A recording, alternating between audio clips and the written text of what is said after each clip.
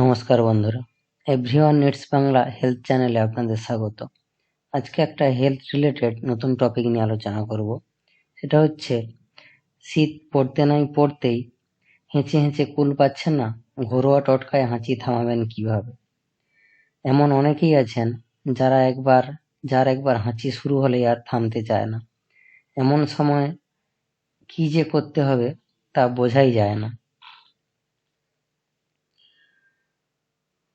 ধুলোবালি থেকে ফুলের রেণু, কি থেকে যে কার হাঁচি শুরু হয় বলা মুশকিল।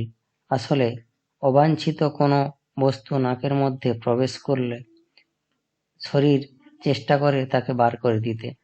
শীতকালে আরো বেড়ে যায় এই সমস্যা, বেড়ে যায় অ্যালার্জির সমস্যাও। অনেকের নাক সুরসুর করে একটানা হাঁচি শুরু হয়।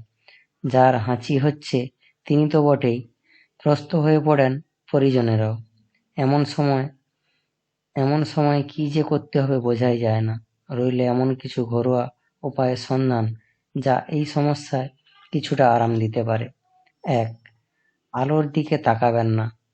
শুনতে অদ্ভুত লাগলেও অনেকেই অতিরিক্ত আলোয় হাঁচির সমস্যা বেড়ে যায়।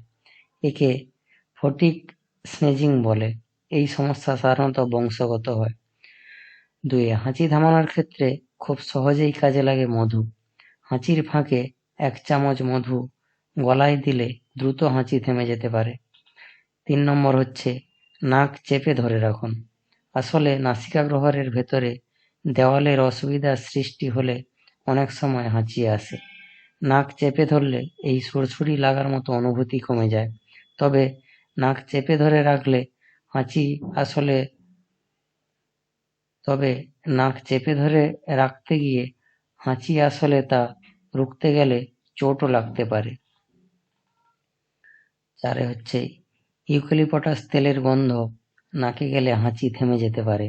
হাঁচি হওয়ার প্রবণতা থাকলে রুমালে ২-৩ ফোঁটা ইউক্যালিপটাসের তেল দিয়ে দিন। তা কিছুক্ষণ নাকের সামনে ধরে রাখুন। তবে মনে রাখতে হবে, এইসব ঘরোয়া টোটকা একটানা হাঁচির নেপথ্যে থাকতে পারে গভীর কোনো অসুস্থতা। শুধু অ্যালার্জি নয়, স্নায়ুর সমস্যা, এমনকি মাথার টিউমার থেকেও অনবরত হাঁচি হতে পারে।